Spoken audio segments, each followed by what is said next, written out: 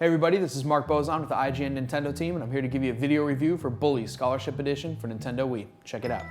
As you probably already know, Bully Scholarship Edition is basically an upgraded version of the PS2 game, which came out in October 2006. Rockstar's repackaged it. It's $49.99 now with some new features, and it's coming out on 360 and Wii.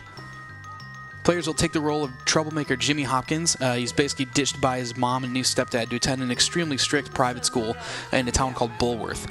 He arrives and it's obvious that the school really doesn't mess around, and you're going to have to watch your back if you're going to survive an onslaught of bullies. You got the snooty prep kids that are there, vicious greasers that try to take you out, and evil school teachers that always seem to kind of be against you rather than taking out the people that really deserve it. And as a quick note before we begin, we're going to be talking about the specifics of the Wii version here, so if you want to know more about the general game itself, we also have a PS2 video review that'll go through all that in more detail.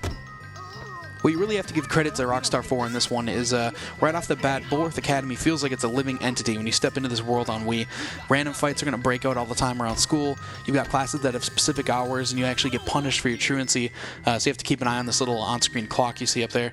And your classmates are going to walk around freely throughout the campus and kind of interact with you as you go about your adventure. You'll notice straight away, though, that the visuals haven't changed very much. This is pretty much a PS2 port, and it's got a few upgrades to it. You can see floor reflections, things like that, but all in all, it's very basic as far as the visual goes. There's the same overarching plot and characters as well. This time there is a little bit more to see and a little bit more to do, though. There are 8 new missions and some extra items, but the actual depth is going to come with the new classes, which are now in the game. And each of those are actually inspired from some games that have already been on Wii or DS. They're kind of designs that are borrowed, and Rockstar takes them as their own and kind of, throws them into the Bully world. And it actually works pretty well. You've got Biology, which plays like a Trauma Center clone. It's a little sluggish on the IR, but it's pretty fun nonetheless. There's Math, which is very much a Brain Age clone.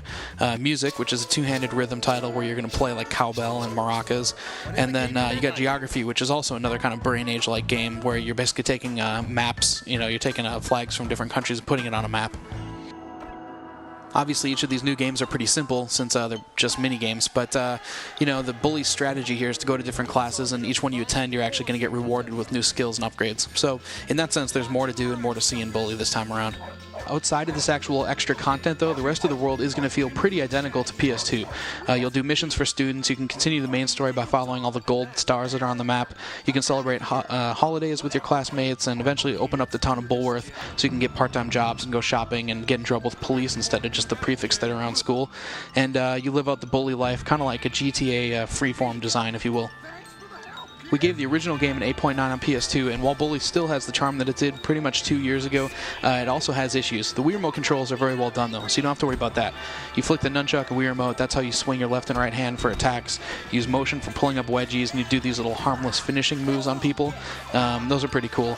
And also there's a basic IR when you're sniping with your slingshot or doing mini-games. Small visual improvements have also been made with model detail and texturing, but all the roughness that comes in the open world, and you see it pretty much in every Rockstar game, it's still there. So characters are going to pop in, they glitch frequently, you've got VO that overlaps, and everything's got this kind of first-pass feel to it since there's so much content in here. It's the old, jack-of-all-trades, master-of-none kind of approach. And actually a good example of that comes with these Carnival Games you can see here. Each one works, but it looks pretty stiff and simplistic. That being said, there's a ton to do in this world, so if you don't mind a little roughness around the edges, it's a very rewarding experience. As another annoying issue you've got with Bully specifically, it doesn't matter which system you're playing it on, you don't have that overwhelming freedom that you get in GTA or even other Wii games like Godfather and Scarface, where there's this never-ending list of things to do. You're better off just going through the main story. You can hit up the side quests and do mini-games and things like that as you happen across them. And it's still a really good, great story, but you've never got that huge feeling of depth that you get in things like San Andreas on PS2 or on Xbox.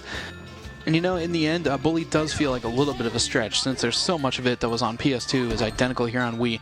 I beat the game then, and I had a huge sense of nostalgia when I was going through it this time around, but it is still one heck of a package. You've also got the multiplayer that's in there where you can face off against anybody and play any of the mini-games, and that's really cool.